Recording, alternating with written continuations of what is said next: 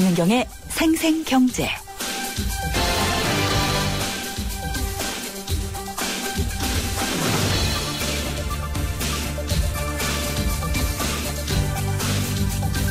안녕하십니까, 김윤경입니다. 저 원래도 그런데요. 요즘은 안개가 더 무섭습니다. 최근에 헬기 사고도 막지 못했고요. 또 지금 내가 살고 있는 상황이라든지 또 경기는 앞으로 어떻게 될지 이런 것들을 보면은 안개가 자욱해서 앞을 내다보기가 어렵다 이런 생각을 좀 하게 됩니다. 그래서인지 사람들은 더 명확한, 정확한 방향 제시를 원하고 있는 것 같습니다. 그래서 이럴 때일수록 목소리가 큰 사람들의 말에 그 상황을 조금 오해를 하기도 하게 되고요. 또 정부가 어떻게 얘기를 하는지 바라보고 있게도 됩니다. 그런데 며칠 전에 한국은행 김중수 총재가 우리의 가계부채가 대부분이 고소득층이 갖고 있는 것이기 때문에 큰 문제가 없을 것이다. 미국과 일본과 또 비교를 해서 또 그렇게 얘기를 했는데 오늘 나온 가계금융복지조사를 보면은 상황은 꼭 그렇지는 않은 것 같습니다. 위험한 그런 경고를 좀 내야 되는 그런 시점이 아닌가 이런 생각이 좀 들었는데요. 그래서 오늘 3부에서는 늘어만 가고 있는 가계비제 심각성에 대해서 자세히 다뤄보도록 하겠습니다. 또 2부 경제 핫 이슈에서는 지금 불황에 잘 팔린다는 것이 바로 알뜰폰입니다. 과연 기대만큼 알뜰한 건지 그렇다면은 대기업하고는 좀 어떤 연관이 있는 건지 이런 것들도 좀 제대로 짚어보도록 하겠습니다. 김윤경의 생생경제 1부 시작합니다.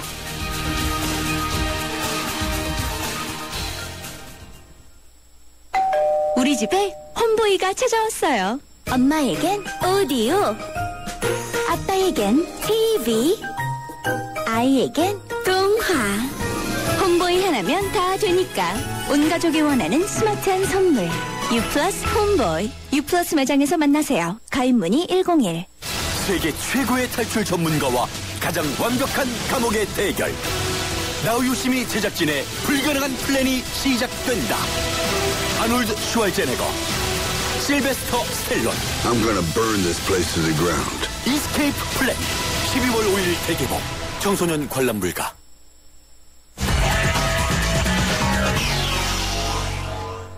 네, 오늘 증시 상황 알아보겠습니다. IBK 투자증권의 서동필 투자전략팀장 연결해서 알아봅니다. 팀장님 안녕하십니까? 예, 안녕하세요. 네, 오늘 코스피 많이 빠졌네요. 네, 장 초반까지만 해도 모습이 나쁘지 않았습니다만 네. 결과적으로는 14포인트 0.71% 상승해서 어제 반등을 이어가지 못하고 코스피는 2017포인트에서 마감을 했습니다. 네. 코스닥 지수는 이틀 계속 빠지는 모습인데요. 1.34포인트 0.27% 하락해서 504.16포인트에서 마감을 했습니다. 어제까지만 해도 굉장히 좀 많이 갈 것 같은 그런 분위기고 전망도 상당히 좀 낙관적으로 나왔는데 그럼 뭐 옐런 효과가 좀 주춤하다 뭐 이렇게 봐야 되나요? 네, 옐런 효과가 너무 한 번에 과하게 반영된 것이 아닌가 생각이 들고요. 네. 또 외국인 투자들이 우리나라 시장에 주도권을 쥐고 있는데 어제는 2천억 원 이상 주식을 샀다가 오늘은 또 한 1,500원 정도 주식을 팔고 네. 외국인 투자들이 전혀 방향을 보여주지 않는 모양새 이런 것들이 시장의 좀 변동성을 높이고 있기 때문에 여전히 대외 변수에는 우리가 좀 자유롭지 못하다 이런 걸 다시 한번 확인했다 이렇게 볼 수 있겠습니다. 네, 구조적인 문제라 역시 어쩔 수 없는 것 같은데 그렇다면은 이 외국인 매도가 일시적인 흐름이라고 봐야지 되는지 아니면은 또 길게 또 매도를 계속할 것인지 그런 게 또 궁금해지거든요.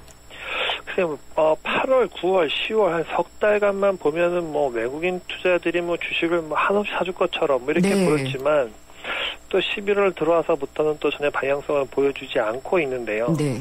아마 한 두 가지 정도, 크게 보면 세 가지 정도 문제가 있는 게 아닌가 싶습니다. 네. 1차적으로는 환율이 좀 너무 낮게 형성되어 있기 때문에 네. 이 환율 측면에서 원달러 환율 측면에서 매력이 좀 많이 희석되었다 이렇게 볼 수 있겠고요. 원화가 또, 많이 올라서 예, 가치가 너무 많이 예. 비싸졌기 때문에 이 환율을 보고 들어오는 자금의 매력은 떨어졌다 이렇게 볼 수 있겠고요. 네. 또 얼마 전 뉴스 보셨겠지만 외국인들이 우리나라에 가지고 있는 이 주식 시가총액 보유 비중이 35% 5년 내 최고치이니까 어떻게 보면은 너무 많은 충분히 주식을 보유하고 있는 것이 아닌가 생각도 들고 있습니다. 네. 35%를 넘은 적이 없기 때문에 외국인 투자자 입장에서는 주요 종목들은 대부분 상당 부분 들고 있기 때문이다라 볼 수 있기 때문에 추가 매력에 대해서 좀 부정적인 것이 아닌가 싶겠고요. 네. 마지막으로는 국내 자금이 이 외국인 매도를 이 상대해줄 만한 매수 여력이 없다는 점, 이런 것들도 외국인들이 주식을 계속 사들이기에는 네. 좀 부담스러운 요인이 아닌가, 뭐 이것 때문에 외국인들의 매수의 연속성이 좀 단절된 것이 아닌가, 이렇게 볼 수 있겠습니다. 네. 그리고 또 역시 삼성전자가 대표적이라고 할 수 있는데 오늘 1% 넘게 하락했네요. 예, 뭐 외국인 투자들이 주식을 한 1,500원치 팔면서 뭐 네. 모든 주식을 다 골고루 팔았기 때문에 뭐 삼성전자의 하락은 어쩔 수 없었다라고 볼 수 있겠습니다. 특히 이제 주요 자금원인 이제 이 기관들, 국내 기관 투자들도 투신권이 한 800억 원 정도 주식을 매도했기 때문에 기본적으로 뭐 대형주는 뭐 이러지도 못하고 저러지도 못하고 그냥 수급 부담으로 빠질 수밖에 없는 국면이었다, 이렇게 보실 수밖에 없겠습니다. 네. 그리고 또 좀 오늘 눈에 띄는 움직임을 보인 업종이라든지 또 종목이 있다면 어떤 게 있을까요?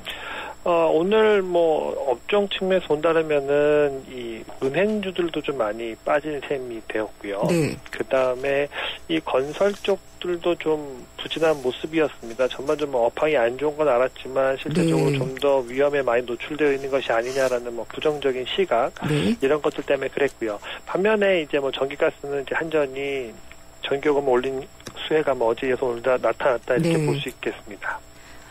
그렇다면은 지금 외국인들은 아마도 당분간 좀 팔 것 같아 보이기도 하고, 그리고 이제 대형주들도 외국인이 팔면은 조금 흔들리는 이런 상황에서 내일 전략은 어떻게 짜면 좋을까요?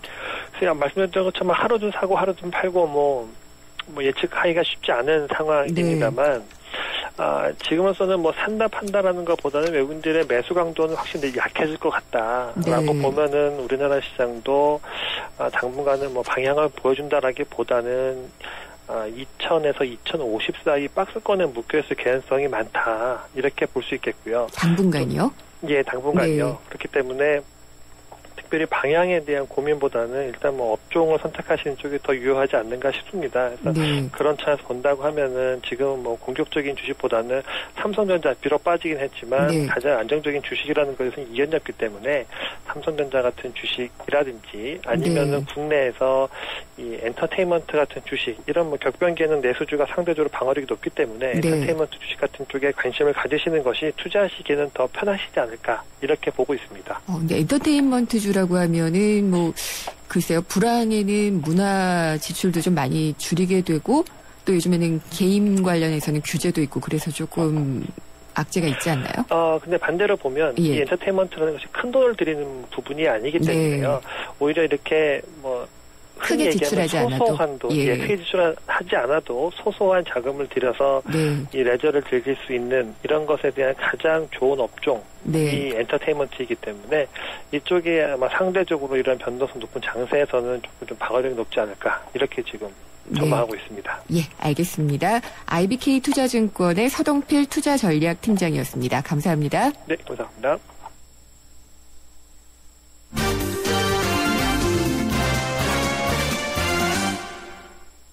네, 오늘의 경제 뉴스 정리해 보겠습니다. 한국일보 이성철 산업부장 연결합니다. 안녕하십니까? 안녕하세요. 네. 비정규직 근로자들의 사회보험의 가입률이 저조하다. 이게 뭐 옛날에도 그랬고 지금도 그렇고 그런가 보네요. 근데 점점 더 나빠지는 것 같아요. 수치를 보니까. 네, 이 통계청 통계를 보니까 네. 임시직하고 일용직의 국민연금 가입률이 네. 16.7%에 불과하고 작년 6월이 18.2%, 네. 12월이 18.9% 이랬는데 더 떨어진 거군요. 예, 얼추 뚝 떨어졌습니다. 네. 그리고 네. 건강보험 가입률도 21.4%로 떨어졌고요. 고용보험 가입률도 18.8%. 물론 이게 지금 4월 기준인데요. 그러면 그때는 약간 이 구인 요때에 뭐 좀 계절적인 요인이 좀 있다고 이제 통계청은 설명을 하는데 네. 어찌되었든 이 4대 보험 가입률이 5명 중 1명 정도밖에 안 된다는 건 굉장히 심각한 문제입니다. 4대 보험이라는 것이 어떻게 보면은 가장 기초적이고 네. 또 국민들의 어떻게 보면 마지막 이 네. 사회 안전망이라고 볼 수가 있는데 그렇죠. 여기에도 이렇게 소외가 되고 있다라는 건 상당히 문제고요. 반면에 아무래도 상대적으로 고용이 안정이 된 상용 근로자 같은 경우는 네. 국민연금 가입률이 97%, 건강보험 99%, 고용보험 96%, 거의 100%에 육박을 하고 있습니다. 네. 그러니까 정규직과 비정규직, 상용직과 임시 일용직의 차이가 얼마나 큰지 볼 수 있는 것 같은데요. 이런 데서도 양극화가 좀 나타나고 있네요. 그렇습니다. 네. 예. 그리고 남성이 여성보다는 그래도 좀 나은 것 같습니다. 네. 남성 임금 근로자는 국민연금 가입률이 73%, 네. 여성은 60%밖에 안 되고요. 건강보험도 남성이 77%, 여성이 62%. 이건 그러니까 상용, 비상용 근로자를 다 합친 개념이고요. 네. 아마 이제 뭐 그런 건 있겠죠. 이제 그 임시일용직 같은 경우는 그냥 남편의 피부 양자로 이렇게 돼 있는 네. 분들도 뭐 있으리라고 보여집니다만은 네. 그렇다 하더라도 전체적으로 본다면은 여성의 사회 안전망 보장 수준이 남성보다 더 약하다. 이렇게 볼 수가 있겠습니다. 그런 통계를 좀 보고 싶네요. 그 여성 근로자 중에서 비정규직하고 정규직 비율 이런 것들을 보면은 약간 좀 나올 수도 있을 것 그렇죠. 같은데. 예. 네. 임금별로 봐도 역시 저임금 근로자가 고임금 근로자보다 네. 훨씬 더 이 사회보장 수준이 낮은 그런 통계를 볼 수가 있습니다. 네. 근데 이게 자본주의의 마지막 문제라고 표현을 해야지 될지 모르겠지만 양극화라는 문제가 참 해소하기 어려운 부분인 것 같아요. 그렇습니다. 이 뭐 어느 사회나 예. 또 이 시장 경제 체제 하에서 양극화가 없을 수는 없겠죠. 네. 없을 수는 없는데 문제는 그게 얼마만큼 네. 격차가 크냐의 문제고 또 이른바 그 우리 희망의 사다리라는 얘기도 많이 합니다만 네. 이 양극화의 하단에 계신 분들이 다시 위로 올라갈 수 네. 있는 그런 선순환의 통로가 만들어져야 되는데 한번 떨어지면 올라가기가 어렵고 네. 그 격차는 갈수록 벌어지고 이런 것들이 아마 더 큰 문제가 아닐까 싶습니다. 네. 예전에는 그 사다리를 교육을 통해서 많이 탔었는데 그런 것도 많이 없어지고 있다고 하고요. 네, 뭐 그러다 네. 보니까 요즘 뭐 결혼밖에는 방법이 없다고 얘기하는 사람 예. 우스갯소리하는 경우도 있는데 안타까운 현실이죠. 네. 예. 그리고 지금 우리 원화가 상당히 좀 많이 오르고 있어서 제가 네. 점심에도 증권사분들과 점심을 했는데 네. 앞으로 이 환율이 시장에 좀 문제를 미치지 않겠느냐 이런 얘기를 하시더라고요. 네, 원화가 오늘, 예. 강세입니다. 네. 그러니까 환율은 계속 지금 떨어지고 있는 네. 거죠. 제가 오늘 종가는 아직 보질 못했는데 일단 연중 최저점에 지금 가까이 움직이고 있습니다. 네. 최저점이 지금 1054.3원인데요. 네. 어제도 한 0.5원 사이 정도로까지 갔고 네. 그래서 어제는 일부 시장 개입이 있었던 것으로 지금 추정이 되고 있고 네. 오늘도 한국은행이 고도 개입성 발언들을 했습니다. 네. 환율 변동성이 너무 급격하다. 네. 또 시장이 너무 한 방향으로만 쏠려가고 있다. 매도만 있고 매수는 네. 없다. 너무 일방적으로 움직인다. 여러 가지 우려의 목소리가 나왔습니다. 네. 문제는 이 내년에도 지금 더 떨어질 가능성이 있다는 건데요. 네. 대부분 지금 연구기관들이 내놓는 내년 환율 전망치를 보면은 지금 수준 혹은 네. 지금보다 더 낮은 수준을 예상을 하고 있습니다. 네. 연 평균으로 봤을 때 한국금융연구원은 내년을 1,074원으로 봤고요. 네. 한국경제연구원도 역시 1,074원 봤습니다. 그리고 네. 현대경제연구원이 1,070원. 하나금융연구소 같은 경우에는 1,055원까지 봤는데 연 평균이 이렇다는 거니까 사실 그건 굉장히 낮은 겁니다. 이거보다 더 낮아질 수도 있다라는 얘기죠. 그렇죠. 더 높은 환율이 있지만 평균이 이 정도니까 경우에 따라서는 1,000원대 아주 초반, 네. 극단적으로는 1,000원 자체가 위험한 순간도 오지 않겠느냐 이런 얘기도 나오고 있는데 네. 뭐 어쩔 수 없는 측면이 있습니다. 이 미국이 어쨌든 양적 완화를 당분간 계속할 수밖에 없기 때문에 일단은 달러는 넘쳐나는 상황이고 네. 그 돈이 갈 수 있는 곳이 별로 많지 않은 상황에서 우리나라는 굉장히 좋은 투자국이겠죠. 네. 그래서 일단 외국인 자금의 유입세도 내년에 계속될 것이고 무엇보다 경상수지 흑자가 계속되고 그러니까 달러가 들어올 통로가 있지 나갈 통로는 별로 없는 것 같습니다. 네. 물론 그렇게 들어온 외국인 자금이라는 게 순식간에 빠져나갈 가능성을 배제할 수는 없습니다만 네. 그 변동성과는 별도로 어쨌든 순유입 기조가 계속될 수밖에 없기 때문에 내년에도 환율이 더 떨어질 것 같은데 네. 이 환율의 어쨌든 하향세가 어떠한 영향을 줄지 그것이 물론 일부 내수에는 도움이 될 것이다라고 얘기하는 분들도 있습니다만은 네. 지금 뭐 물가가 낮은 상태에서 환율이 더 떨어진다고 한들 구매력이 높아질 가능성은 없고요. 네. 오히려 이것이 전체 수출이라든가 이런 데에서 더 마이너스 요인을 주지 않을까 이렇게 우려가 되고 있습니다. 일단 이제 기업들은 올 수밖에 없는 그러니까 네. 계속 이렇게 올라가는 원화 가치를 보면은 그럴 수밖에 없을 텐데 또 이렇게 외국에 자녀 보내놓으신 또 분들께서는 좋죠. 반가울 수 있는 소식이기도 네. 한 것 같고 네. 이면이 있는데 이런 것들에 대한 항상 이제 대비가 문제인 것 같아요. 그렇죠. 예, 그러니까 굉장히 많이 이렇게 변동성이요. 변동이 네. 되는 그런 부분에 대한 그런 당국의 좀 그게 좀 필요하지 않을까 이런 생각을 좀 해봅니다. 네. 그리고 지금 현 부총리가 공공기관 개혁 잔치는 끝났다의 후속탄인가요? 네. 예. 요즘 부쩍 공공기관 개혁 문제를 자꾸 이제 얘기를 하고 있는데 네. 오늘도 경제장관 회의를 주재한 자리에서 공공부문의 방만 경영과 예산 낭비를 방지하기 위한 이 시스템 구축이 시급하다 네. 이렇게 얘기를 했고요.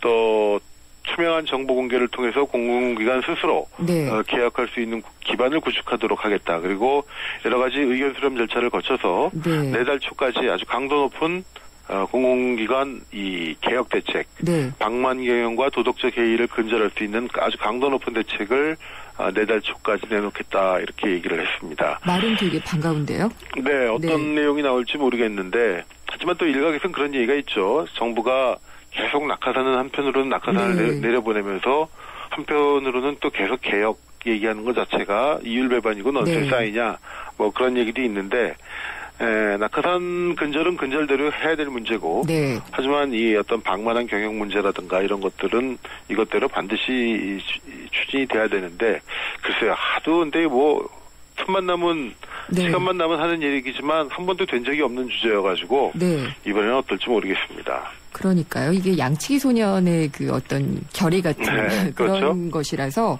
그러니까 말은 저도 할 수 있을 것 같아요. 시스템 네. 구축이 필요하고 그런데 네. 이게 어떻게 출발이 되느냐라는 어떤 구체적인 안이 좀 나와야 될 텐데 그게 좀 걱정인 것 같습니다. 네. 그리고 간접 광고 상당히 이제 좀 민감한 문제이긴 한데 네. 이걸 어떻게 운영하는지에 대한 가이드라인이 나왔다고 하네요. 네. 방송에서 적어도 자연스럽지 않은 간접 광고는 없애는 쪽으로 네. 이 어떤 가이드라인이 나왔습니다. 네. 방송협회가 오늘 방송 광고 시장 활성화와 한편으로는 시청자 권익 보호 차원에서 네. 이 간접 광고를 자율적으로 규제하는 내용의 간접 광고 운영 가이드라인을 공개했는데 네. 이걸 아마 주의 깊게 보신 분들은 느끼실 겁니다. 그 TV 드라마 보면은 사실 여기에 간접 광고가 이른바 PPL이라고 네. 하는 간접 광고가 몇 개나 될까 이렇게 세면서 보시는 것도 상당히 흥미로운 건데 네. 굉장히 뜬금없는 자연스럽게 나오죠? 넘어가는 예. 간접 광고도 있는데 네. 정말로 뜬금없는 광고들도 많습니다. 예를 네. 들어서 뭐 굉장히 이 심각한 어떤 마음의 상처를 갖고 이렇게 예. 지방에 이 뭐랄까 머리를 식히려고 한 네. 주인공이 너무도 화려하고 너무도 좋은 이 스포츠웨어 요즘 아웃도어웨어를 입고 이렇게 내려가서 고민하는 그런 장면을 본 적이 전화를 있는데 거는데 그 전화도 최신 휴대폰이고 이런 경우가 그렇죠. 있죠. 예. 그래서 어쨌든 그렇게 누가 봐도 뻔한 간접 광고는 가급적이면 하지 않는다라는 게 네. 이번 방침인 것 같은데 네. 예컨대 특정 상품을 연속해서 15초 이상 노출할 수 한다든가 네. 또 뭐 상표나 화면의 로고가 화면에 뭐 한 4분의 1을 덮지 네. 않도록 한다라든가 또 상품명을 말하거나 뭐 화면으로 노출할 때는 인위적인 로고 원래 제품이 부착된 거 외에 뭐 별도로 새 로고를 붙이지 못하게 한다라든가 네. 여러 가지 규제를 했는데 근데 문제는 이게 자율 규제라는 겁니다. 네. 강제성이 없고 그렇기 때문에 결국 이 간접 광고라는 것도 항상 늘 제작비 문제와 이제 맞물리기 때문에 이거를 또 피해갈 수 있는 또 다른 간접 광고들이 나오게 되지 않을까 그런 네. 생각도 해보게 됩니다. 그래서 뭐 일부에서는 사극을 안 하고 싶어 한다 그래요. 간접 광고가 못 들어가서 그런 얘기 나오는데 뭐 좀 제대로 된 대책이 나왔으면 좋겠습니다. 네. 네, 감사합니다. 네. 예, 한국일보 이성철 산업부장이었습니다. 요정 씨 어떤 보험 드셨어요? 전 MG 새마을금고보험이죠. 짝짝짝 발짝 행복한 보험 짝짝짝 바짝 가까운 보험 짝짝짝 깜짝 놀라운 보험 한국인의 행복 단짝 메이크 굿 MG 새마을금고보험. 한 달쯤 살고 싶은 유럽 탑10 개표 결과입니다. 스페인 론다와 이탈리아 친케테레가 역시 상위권이군요. 1위는 이런 데라면 정말 내가 사랑한 유럽 탑10 투표 결과는 travel.koreaneer.com에서 대한항공 유럽 11개 도시 최다 노선 운항 Excellence in flight. Korean Air. 생생경제 1부 함께했습니다. 잠시 후 2부에서 찾아뵙겠습니다. 우리 동네가 활짝, 우리 모두가 활짝. 도시 한가운데 안 쓰던 공간을 활용해서 짓는 친환경 복합주거타운. 행복주택이 찾아갑니다. 직장은 훨씬 가까워지고 신혼부부나 대학생에겐 집값 부담이 줄어들고 모두가 신나고 활기찬 우리 동네. 기대하세요. 당신의 가장 가까운 곳으로 행복주택이 찾아옵니다. 행복이 활짝. 이 캠페인은 국토교통부와 LH, 코레일, 한국철도시설공단이 함께합니다. 문화인사 60인이 선정한 올해 콘서트 1위. 올해 최다 도시공연 광익동원 1위. 저력의 가왕 조용필, 그가 돌아온다. 11월 30일과 12월 1일 인천 삼산월드체육관을 시작으로 12월 13일부터 15일까지 서울 올림픽공원 체조경기장 그리고 부산과 대구에서 여러분을 만납니다. 2014 조용필 전국 투어 콘서트 헬로 앵콜 공연. 티켓 예매는 인터파크 1544-1555.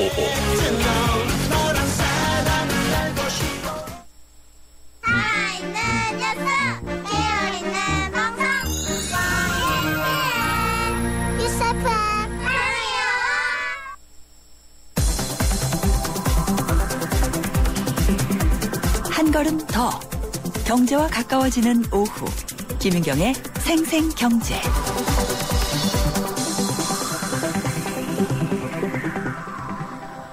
세상의 베이스가 되다 포스코 협찬으로 김윤경의 생생경제 2부 시작합니다. 생생경제 참여 방법 상당히 많습니다. 제가 말씀드릴 때마다 더듬게 될 만큼 많은데요. YTN 라디오의 새로운 앱 예스. 짧은 문자는 50원, 긴 문자는 100원이 부과되는 휴대전화 우물정의 0945번이 있습니다.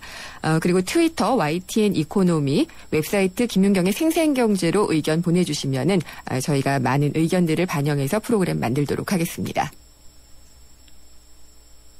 현대증권이기에 가능한 혜택.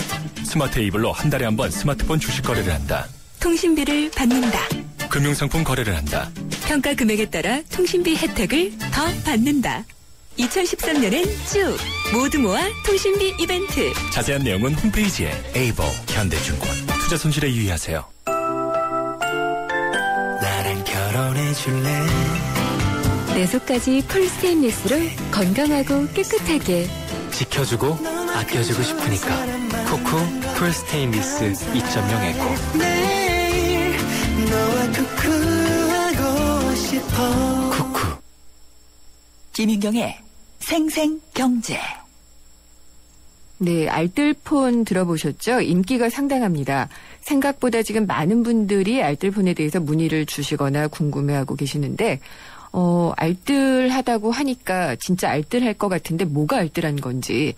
그래서 통신비가 지금 상당히 가계 지출에 부담이 많이 늘어나고 있는데 그런 것들을 줄일 수 있다면은 실제로 알뜰폰으로 많이 옮겨가게 되지 않을까 이런 생각을 좀 해봅니다. 지금은 거의 모두가 휴대전화를 갖고 있는 그런 상황이라서 공중전화를 걸지도 않고 그러면 이제 휴대폰을 대체로 사용을 하게 되는데 쉬우니까 많이 또 사용하게 되는 그런 면이 있거든요. 그래서 이 알뜰폰이 만약에 이제 통신비 부담을 획기적으로 줄여준다면은 저도 갈아타는 게 좋지 않을까 이런 생각을 좀 해보고 있어요. 근데 이제 대기업들이 이걸 그렇다면은 과연 그냥 보고만 있을지 이런 것도 좀 궁금해요. 예, 그래서 이런 알뜰폰에 대한 모든 것들을 한번 주간경향의 최영진 기자가 상세하게 기사를 썼던데요. 한번 좀 그 취재 내용과 그런 것들 한번 좀 같이 들어보도록 하겠습니다. 안녕하십니까? 예, 안녕하세요. 네. 저 주간경향 최영준입니다. 네, 안녕하십니까? 예. 그 알뜰폰이 지금 제가 방금 말씀을 드렸는데요. 정말 예. 잘 나가나요? 잘 나간다고 말할 수 있을 것 같은데요. 네. 지금 이게 알뜰폰이라고 알려진 네. 이동통신 재판매 사업 MMVU 사업이 네. 2011년 7월에 시작이 됐거든요. 네. 그런데 그때 당시 2011년 가입자 비율이 전체 휴대폰 가입자 중 1.1%에 불과했습니다. 네. 근데 2013년 10월 현재 한 4% 정도 가입자가 확 늘었거든요. 이게 갑자기 늘어나게 된 시점이 있나요? 이게 아무래도 우체국이나 그 대형 마트에서 판매를 시작하면서 가입이 쉬워지다 보니까 좀 가입자가 그때부터 많이 늘어났다고 분석이 됩니다. 우체국하고 편의점 마트 이런 데서 판매가 개시가 된 게 올해던가요? 그 우체국 같은 경우는 그 올해 9월에 시작이 됐고요. 그다음에 그 농협 같은 경우는 이제 준비를 하고 있고요.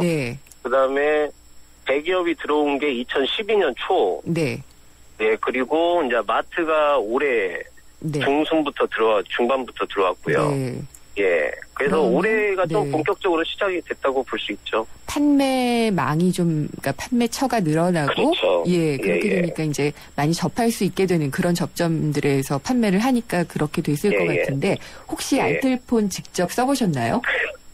뭐 사회자분도 마찬가지지만 저도 2년 약정의 노예라서요. 아직 저도 약정이 남아 있습니다. 그래서 아직 알뜰폰을 써보지는 못했습니다. 그래서 이게 지금 기사에도 그렇게들 많이 쓰시는데 저도 안 써봐서 정확하게 모르겠는 게 통합 품질이나 뭐 폰의 디자인이나 그러니까 서비스 측면이나 단말기 측면이나 다 저렴하다면은 당연히 가격이 싼 쪽으로 몰리게 되지 않을까 싶거든요. 그렇죠.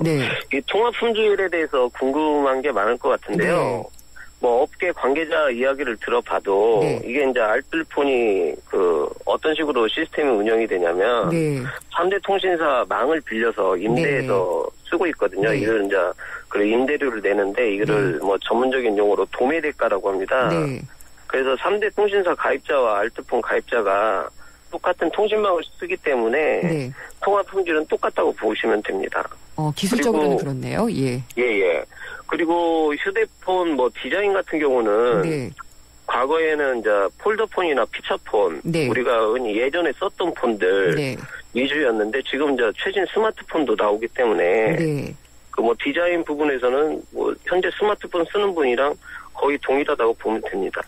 근데 이게 그러면은 최근에 뭐 스마트폰 같은 경우에 최신 모델들이 계속 나오잖아요. 이런 모델들도 다양하게 구비가 되어 있나요, 알뜰폰에? 뭐 요즘 나오는 뭐 갤럭시 노트나 또 LG에서 나온 G2 이것도 알뜰폰 모델로 나와 있습니다. G2도 나와 있고요. 다만 이제 좀 비싸죠. 그러니까 이제 그런 부분이 있을 것 같아요. 그러니까 통신 서비스사들이 큰 데일수록 뭐 보조금도 많이 주고, 그다음에 뭐 어떻게 약정을 하면은 어떤 식으로 또 해주고 가족이 쓰면 할인해주고 뭐 이런 게 되게 많잖아요. 그래서 그런 게 여기에 없다는 게 그러면은 단점이라고 할 수 있을까요? 가격이 싼 대신에? 3G 같은 경우는 지금 설치가 대부분 완료가 되어 있기 때문에 임대료가 싸요. 근데 이제 4G LTE 통신망 같은 경우는 지금 설치 중이기 때문에 임대료가 비쌉니다. 그래서 최신폰 같은 경우는 4G LTE가 대부분인데요. 그것을 쓰려면 최신 스마트폰을 사용을 해야 하는데 임대료가 비싸기 때문에 그 알뜰폰을 이용을 해도 가격은 오히려 뭐 더 비쌀 경우도 있더라고요. 그러니까 그럴 경우에는 알뜰폰이 아닐 것 같아요. 알뜰폰이라고 하기에는 조금 무리가 있죠. 그러니까 이게 알뜰폰이라는 게 이제 통신 서비스 가격이 낮다는 건데, 근데 결국 통신 서비스 비용이 높다면은 알뜰폰은 아닌 게 되겠죠. 그건 이제 대기업의 능력이 여기에는 갖춰지지 않았기 때문이지 않을까 이런 생각도 좀 들기는 해요. 보조금은 뭐 이동통신사나 제조업체가 뭐 다양한 방식으로 지불을 하고 있는데 알뜰폰 사업자 같은 경우는 통신사로부터 뭐 보조금을 받을 필요도 없고요. 그다음에 알뜰폰 사업자가 아직은 중소사업자가 많기 때문에 보조금 지급 여력이 없습니다. 그래서 거기에 뭐 최신 스마트폰을 사용을 하려고 해도 조금 아직은 비싸죠. 메리트는 없어요. 쉽게 말해서 최신 스마트폰의 경우 그다음 4G LTE를 쓰려고 하면 알뜰폰에서는 아직은 메리트가 없습니다. 그렇게 되면은 이제 그런 경우는 있을 것 같아요. 뭐 어떤 그 데이터 요금이라든지 이런 거에 민감하지 않은 약간 좀 나이 드신 분들이라든지 많이 통화를 하지 않으시는 분들은 이런 알뜰폰을 사용하시는 게 또 저렴하게 사용하실 수 있을 것 같고 그다음에 최신 휴대폰이나 이런 것들을 좀 원하고 데이터도 많이 써야 되고 이런 사람들이라면은 굳이 이쪽으로 안 가려고 할 수도 있을 것 같아요. 예, 지적을 잘 하셨는데요. 네. 그 알뜰폰 가입자 비율을 보면 40대 이상의 이제 중장년층이 많은데요. 중장년층은 이제 데이터 이용보다는 통화 위주의 사용을 많이 하기 때문에 그 알뜰폰이 훨씬 효과적이죠. 네. 그리고 우체국 판매는 올해부터 시작됐다고 아까 말씀하셨죠. 9월. 근데 이 우체국이 사실은 우체국이라는 이름을 붙인 곳들은 굉장히 많잖아요. 그런데 우체국마다 다 가능한 건지 아니면은 뭐 일부 우체국에서만 가능한 건지 좀 궁금해요. 지금 226개 우체국 지점에서 알뜰폰 가입을 받고 있습니다. 네. 그리고 지금 6개 알뜰폰 사업자 판매 대행을 하고 있는데요. 뭐 스페이스네트나 머천드 코리아, NX텔레콤 등 좀 중소업체 알뜰폰 사업자 판매 대행을 하고 있죠. 네. 그리고 이제 뭐 최신 휴대폰을 쓸 경우에는 오히려 알뜰폰이 아닐 수도 있다라는 말씀은 드렸는데 그냥 알뜰폰 자체가 갖고 있는 불편한 점이라든지 이용자 불만 같은 것들은 없나요? 그 알뜰폰이 2011년에 나왔을 때 이제 주목을 받았지만 대중화가 안 됐던 이유가 우선 가입이 어려웠어요. 삼대 통신사 대리점이야 우리 뭐 골목마다 다 설치가 돼 있어서 아무데나 들어가서 가입을 할 수 있지만 그런데 이 3대 알뜰폰 사업체들은 가입을 하려면 어디서 하는지 인터넷 대부분 인터넷을 통해서만 하기 때문에 뭐 통화 위주의 그 중장년층이 뭐 인터넷을 통해 가지고 뭐 불편하게 하기가 너무 어려워서 대중화가 안 됐거든요. 그래서 알뜰폰에 대해서 가장 불편했던 점은 이런 이제 그 가입을 하기가 너무 불편했다는 거.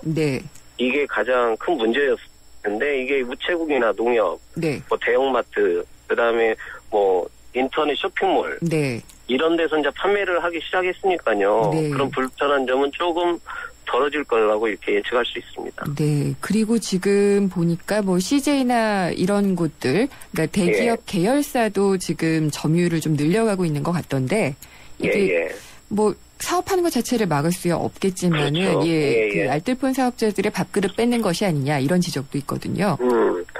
지금 알뜰폰 가입자 그 사업체가 28개가 있는데요. 그 가입자 1, 2위가 그 CJ 헬로비전이랑 SK 텔링크예요. 이제 대기업 계열사죠. 근데 이런 대기업들이 1, 2위를 차지하는 거는 그만큼 혜택이 있고 선택의 폭이 넓기 때문입니다. 그래서 예를 들면 뭐 CJ 텔레비전 같은 경우는 갤럭시 노트, 뭐 G2 이런 스마트폰에서 피처폰까지 선택의 폭을 넓혔고요.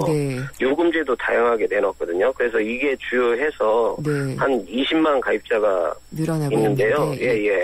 뭐 SK 텔링크도 마찬가지로 많이 늘어나고 있다는 것까지 저희가 시간상 들어야지 될 것 같습니다. 알겠습니다. 감사합니다.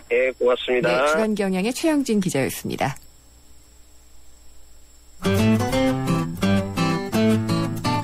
생생경제를 다양하게 만나는 방법. YTN 라디오 앱 예스와 웹사이트 김윤경의 생생경제 또는 트위터 YTN_이코노미로 실시간 듣기와 다시 듣기를 하실 수 있고 방송 내용에 대한 문의와 의견을 주실 수 있습니다.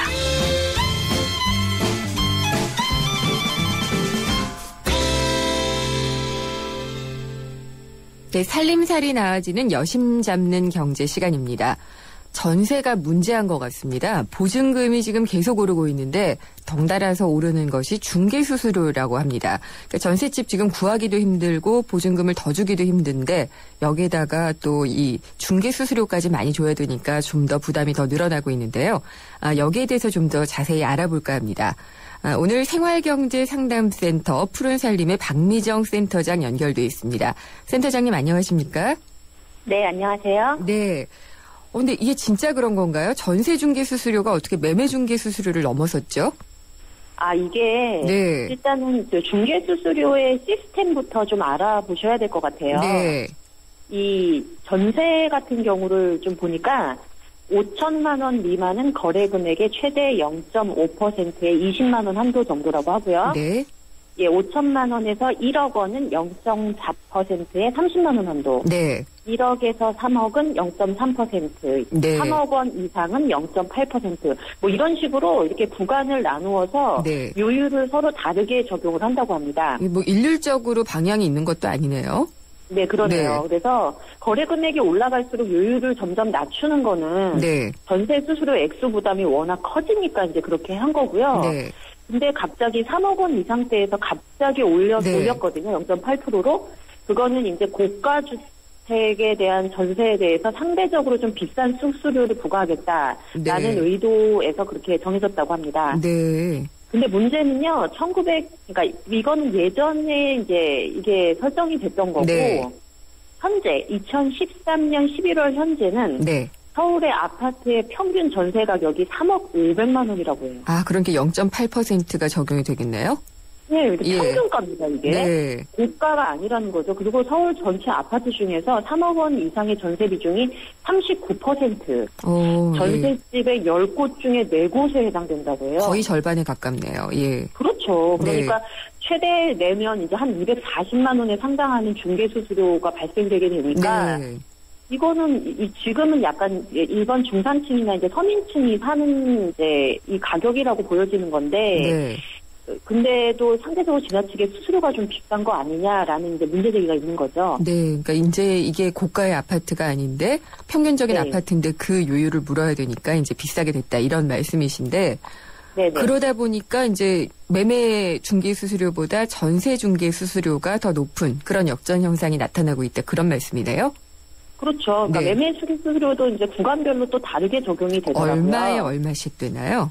그러니까 요거 중개 매매 같은 경우는 5천만 원 미만이 0.6%에 25만 원 한도. 그러니까 네. 왜 전세보다는 여기선 금액이 높죠. 네. 근데 이제 5천만 원부터 2억까지 구간이 좀 큽니다. 네. 0.5% 80만 원 한도. 네. 2억 원에서 6억까지가 0.4%. 네. 6억 원 이상이 0.9%. 네. 이런 식으로 책정이 또 돼 있어서요. 네. 전세처럼 거래 금액이 올라갈수록 요율이 점점 낮아지다가 갑자기 마지막 6억 원 이상 네. 주택에 대해서는 높게 높아지는. 책정하는 그런 구조죠. 네. 그러니까 이 취지는 뭐 전세나 똑같겠네요. 매매나 예. 똑같아요. 네. 근데 이제 문제가 중간 구간에서 역전 현상이 발생이 된 거예요. 네. 3억에서 6억 그 사이 전세면 네. 수수료가 최대 0.8%로 아까 이제 네. 말씀을 드렸었어요. 예. 근데 이걸 매매할 경우 수수료율이 0.4%. 아. 그러니까 이제 같은 예. 금액인데도 전세 네. 수수료율이 높아진 거죠, 여기서. 네. 그래서 예를 들면 3억 네. 원짜리 전세라면 최대 240만 원, 3억 원짜리 매매라면 120만 원의 수수료가 발생되는 이런 현상이 나타난 겁니다. 그러면은 중개사무소에서는 전세를 해주려고 할 것 같아요. 아 근데 네. 사실 전세값이 워낙 너무 많이 오른 거기 때문에 네. 이게 참 문제가 단순하지가 않더라고요. 네. 그래서 이게 사실 현실의 변화를 제도가 이제 막 쫓아서 반영하기란 어려운 일이지 않습니까? 지체 현상이 있는 거네요. 그렇죠. 지체 네. 현상이죠. 그래서 중개수수료 기준이 처음 마련된 게 1984년이었다고 해요. 아유, 굉장히 오래전이네요. 이때는요. 네. 100만 원 미만 구간이 있었습니다. 아, 100만 원 예. 미만이 전세 가격이 뭐 100만 원. 네. 예, 100만 원이요. 100만 원 네. 미만이 0.09%, 뭐 네. 7천 원, 네. 뭐 100만 원부터 500만 원까지가 뭐 얼마 이런 식으로 굉장히 금액이 낮았었어요. 네. 근데 이제 너무 많이 오른 겁니다. 네. 지금 1984년보다 되게 시간이 많이 지났다고 하긴 어렵거든요. 네. 근데 2001년에 중개수수료가 한 번 정비가 됐다고 해요. 네. 그래서 최소 금액 구간이 한 10배 정도 뛰었고 네. 그때 수수료율이 오른 것 그것이 이제 지금 반영되고 있는 이 구간인데요. 그때 그럼 전세 보증금이 어느 정도나 됐나요? 그때가 2000년 11월이 네. 평균 전세가가 이제 뭐 6천만 원대에서 1억 원대 네. 이 정도였다고 하니까 네. 그때는 3억 이상의 전세 비중이 1.5%가량? 네. 그러니까 약 100곳 중에 한 곳 정도였다고 하니까 네. 3억 원 이상의 전세가가 고가 전세였던 게 맞아요. 그렇죠. 네. 예. 근데 이제 근데 말 그대로 이후로, 그냥 예. 그렇죠. 말 그대로 그냥 미친 듯이 오른 겁니다. 네. 전세값이. 네. 정말 많이 오르기는 올랐는데 이제 이런 현상까지 발생할 수가 있게 되는 거네요. 그렇죠. 굉장히 이거는 말 그대로 좀 불합리한 부분이라 수정이 굉장히 많은 요구가 되죠. 근데 또 생각을 해보면은 전세보증금이 너무 많이 뛰었으니까 내려가면은 문제가 해결될 수도 있을 것 같지만 사실 가격이라는 게 비탄력적이잖아요. 한번 그렇죠. 올라가면 내려갈 줄을 모르기 때문에 이게 제도를 개선해야지 되는 건지 뭐 어떤 게 맞는 건지 좀 헷갈려요. 뭐 일단 1차적으로 생각하는 건 2000년대에 한번 바꿨으니까 지금 10년이 넘었잖아요. 그러니까 한번 제도적인 조정을 좀 해야 될 것 같다고 해서 이번에 서울시의회에서도 조례 개정안을 발의를 한 바가 있다고 합니다. 그러니까 중개수수료 구간을 조금 더 이제 나눠서 약 그 중간대가 좀 수수료율이 좀 낮아질 수 있게끔 이렇게 좀 조정을 좀 했는데요. 그 아무래도 상한선을 좀 낮추는 게 목적이었고 고가의 전세 기준을 3억에서 6억 원 이상으로 올려서 이제 부과를 하자라고 이렇게 안을 냈습니다. 근데 이게 결론적으로 말씀드리면 통과가 안 됐어요. 왜 그랬죠? 부동산 업계의 반발이 예상보다 컸다고 합니다. 그 중개 수수료 요율을 개정하는 것은 부동산 거래가액이 증가하면 이에 따라서 중개업자의 손해배상 책임, 그러니까 액수가 커지니까요. 역시 우리도 증가하는 거다. 근데 이거를 왜 중개 의뢰인의 일방의 입장만 고려하고 왜 우리 일을 하는 사람들의 입장은 반영하지 않느냐라는 입장이라고 하는데요. 사실 현행 조례에서는 3억 원 이상의 주택 임대차의 경우에 0.8% 이내에서 중개업자가 요율표에 직접 기재를 하고 기재한 범위 내에서 서로 협의를 하도록 하고 있어요. 그러니까 그게 딱 결정된 게 아니라 협의 가능 이게 있는 거거든요. 근데 부동산 시장이 워낙 장기간 침체돼 있는 건 뭐 누구나 알고 계실 거고요. 지금 현재 공인중개사가 32만여 명이 배출되어 있다고 해요. 그러다 보니까 이제 중개사무소 간의 과당 경쟁 문제도 있고, 과거와는 달리 부동산 시장 상황이 더 밝아진 소비자들이 요율에 대해서 계속 이렇게 이제 조정하자라고 이제 요구가 많은 모양입니다. 정보가 워낙 접하기가 쉬우니까요. 그렇죠. 그래서 현실적으로 수수료를 그렇게 받고 있지 못하다라고 이제 상황을 좀 얘기를 하시는 거죠. 그리고 이제 우리나라 부동산 중개 수수료 매매 기준으로요. 이제 0.9%가량으로 이제 얘기를 하는데, 미국이 4에서 6%, 뭐 일본이 3%, 중국이 2.5에서 2.8% 이런 걸 비교를 하면서 아직까지 우리나라 수수료율은 상당히 좀 낮은 편이다라고 이제 이렇게 이야기를 하고 있는데요. 사실 우리나라는 2년마다 전세 계약이 만료가 되지 않습니까? 사실 그 회전율이라고 하죠. 여기저기 이사 다니는 한 사람이 한 집에 평균 거주하는 기간으로 따지면요. 이런 단순 수수료율로 얘기하기가 어려워요. 그렇죠. 미국에는 전세 이런 게 없는데. 그래서 이거는 또 얘기를 듣고 보니까 부동산 중개업자 쪽에서도 입장이 있는 것이거든요. 그래서 이건 굉장히 생각보다 좀 그 조례를 발의했던 분도 이거 좀 협의가 좀 사회적으로 많이 필요하겠다라고 이제 얘기를 해서 내년도 정도로 바라보고 있다고 합니다. 그러면은 지금 이게 조례가 시의회에서 나왔다고 지금 얘기를 하셨는데 이게 서울시 이외에도 다른 또 지자체별로 이루어지고 있는 건가요? 그렇게 조례는 가는 것 같습니다. 그러니까 이게 저희가 일반인들이 생각하기에는 그냥 이거 상위법에서 어떻게 또 딱 하시는 방법이 없나. 예를 들면 전세 상한제 같은 게 지금 협의가 논의가 되고 있잖아요. 그렇죠. 그러니까 이게 하나만 가지고 해결할 문제는 아닌 것 같고 이 시 차원에서의 조례 개정도 있지만 상위법에서 계속 치솟고 있는 전세에 대한 어떤 조정안이 좀 먼저 들어가 주는 것이 중요하지 않을까 하는 생각이 듭니다. 어쨌든 전세가 문제인 것 같습니다. 우리나라에만 전세가 문제입니다. 이 제도가 참 여러 가지로 맞물려가지고 좀 어려움을 자아내고 있는 것 같은데요. 좀 제도도 개선이 돼야 될 거고 시장도 좀 안정될 수 있었으면 하는 그런 바람입니다. 오늘 말씀 감사합니다. 감사합니다. 생활경제상담센터 푸른살림의 박미정 센터장이었습니다. 지섭씨, 맛있는 김장 준비 됐죠? 절이고 무치고 김치 한 입. 첫맛은 내가, 깊은 맛은 김치가. 뽀뽀로 답해주고픈 김치 한 입. 첫맛은 내가, 깊은 맛은 김치가. 올해를 친구 생일 화요일 본부 모임, 수요일 동창회, 목요일 거래처 김과장, 금요일 불금, 토요일 오늘 밤 어때? 이런 간장 간은 언제 시하는 거야? 식약처 인정 유산균 발효다시마 추출물 함유 모닝케어 플러스가 알코올성 간 손상으로부터 간을 보호하는 데 도움을 줄 수 있습니다. 굿모닝 간 모닝케어 플러스. 본 제품은 건강기능식품입니다. 세계 최고의 탈출 전문가와 가장 완벽한 감옥의 대결. 나우유시미 제작진의 불가능한 플랜이 시작된다. 아놀드 슈왈제네거, 실베스터 스텔론. I'm gonna burn this place to the ground. 이스케이프 플랜 12월 5일 대개봉. 청소년 관람 불가. 앞서 알텔폰에 대해서 인터뷰 나눴는데요. 예스를 통해서 홍한나님께서 저는 LTE폰인데도 데이터도 거의 사용 안 하고 통화도 많이 안 해서 갈아타고 싶어서 우체국에 알아봤더니 싼 요금제 가입이 안 됐습니다. 라고 말씀을 하셨습니다. 실제로 그렇습니다. 알뜰폰이 최신 휴대폰이나 통신 서비스에 있어서는 조금 좀 부족한 측면이 있는 것 같습니다. 그리고 4시 뉴스 듣고 생생경제 3부가 시작됩니다. 3부에서 다시 찾아뵙겠습니다.